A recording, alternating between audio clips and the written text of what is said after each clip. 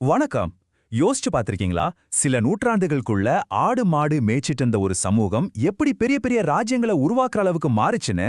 இது வெறும் வரலாறு இல்லைங்க, ஒரு மாபெரும் மாற்றத்தோட ஒரு விறுவிறுப்பான கதை. வாங்க இந்த சுவாரஸ்யமான கதைய நாம இப்ப அலசி ஆராயலாம். நம்ப இன்னைக்கு பார்க்க போற முழு விஷயத்தோட மையமே இந்த கேள்விதாங்க. கால்நடைகளை மட்டுமே நம்பி வாழ்ந்த ஒரு சமூகம் திடீர்னு எப்படி பெரிய ராஜ்யங்களையும் சக்தி வாய்ந்த அரசர்களையும் உருவாக்குச்சு. இந்த பெரிய மாற்றத்துக்கு பின்னாடி இருக்கிற ரகசியத்தை தான் நாம இன்னைக்கு பார்க்க போறோம். சரி, முதல்ல நம்ம டைம்லைனை சரியா புரிஞ்சுக்கலாம். வேத காலம்ங்கிறது கிட்டத்தட்ட கிமு 1500ல இருந்து கிமு 600 வரைக்கும். இதை நாம ரெண்டு முக்கியமான கட்டங்களா பிரிக்கிறோம். ஒன்னு முந்தைய வேத காலம், இன்னொன்னு பிந்தைய வேத காலம். இந்த ரெண்டு காலத்துக்கு நடுவுல ஒரு பெரிய மாற்றம் நடந்துச்சு. அது என்னன்னு தான் நாம பார்க்க போறோம். சரி, வாங்க நம்ம கதையோட முதல் பாதிக்குள்ள போலாம். இது திறந்த வெளிகள், சுதந்திரமான மக்கள், அப்புறம் கால்நடைகளையே பெரிய செல்வமா நினைச்ச ஒரு எளிமையான உலகத்தோட கதை. இந்த காட்சிய கொஞ்சம் மனசுல கற்பனை பண்ணி பாருங்களேன். பெரிய அரசர்கள்லாம் கிடையாது, கடுமையான சட்டங்களும் இல்ல, அதிகாரம்ங்கிறது ஒரு தனியாள் கையில இல்லாம மொத்த பழங்குடி குழுவும் ஒன்னா சேர்ந்து முடிவெடுக்கிறாங்க. இயற்கையோட ஒன்றி போன ஒரு சுதந்திரமான வாழ்க்கை அது. அப்போதைய சமூகத்தோட எளிமையை பாருங்களேன். செல்வம்னா என்ன? தங்கம் வைரம்லாம் இல்ல. நீங்க எவ்வளோ மாடு வச்சிருக்கீங்களோ அதுதான் உங்க செல்வம். சமூகம் ரொம்ப கடுமையா பிரிக்கப்படல. அதிலும் குறிப்பா பெண்களுக்கு நல்ல மதிப்பும் சுதந்திரமும் இருந்துச்சு. அதிகாரம் ஒரு சிலர் கையில குவியாம குழுவா கூடி பேசி முடிவெடுத்தாங்க.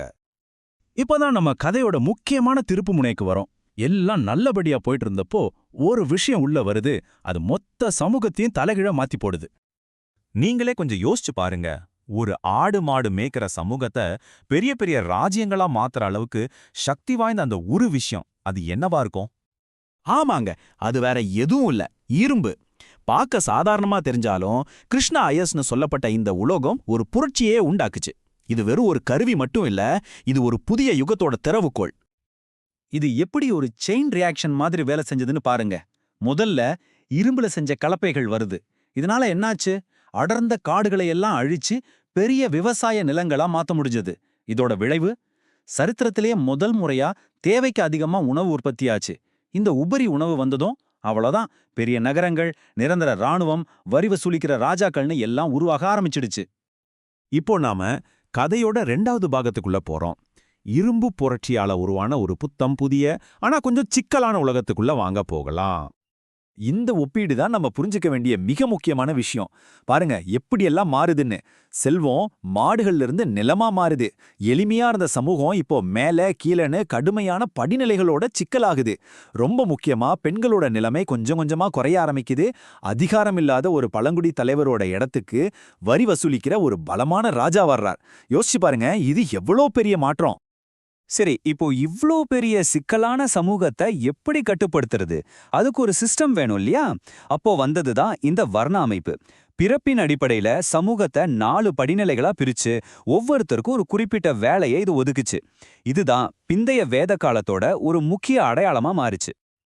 இந்த அரசியல் சமூக மாற்றங்களை எல்லாம் தாண்டி இந்த வேத காலம் நமக்கு வேற என்ன பெரிய விஷயத்தை விட்டுட்டு போச்சு? வாங்க, அதோட அறிவுசார் பாரம்பரியம் பத்தி இப்ப கொஞ்சம் பார்க்கலாம். இந்த யுகத்தோட ஆன்மாவே இந்த 4 வேதங்கள்ல தாங்க அடங்கியிருக்கு.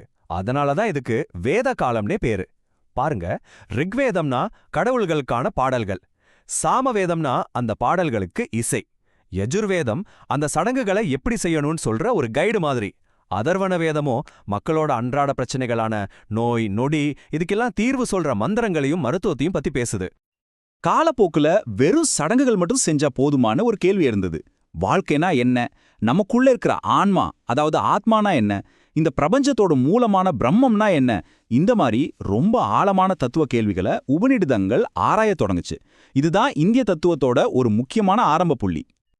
அப்போ ஒரு ஆடு மாடு மேய்ச்சிட்டு இருந்த சமூகம் எப்படி பெரிய பெரிய ராஜ்யங்களை உருவாக்குச்சுங்கிற கதையை நாம இப்ப பார்த்தோம்.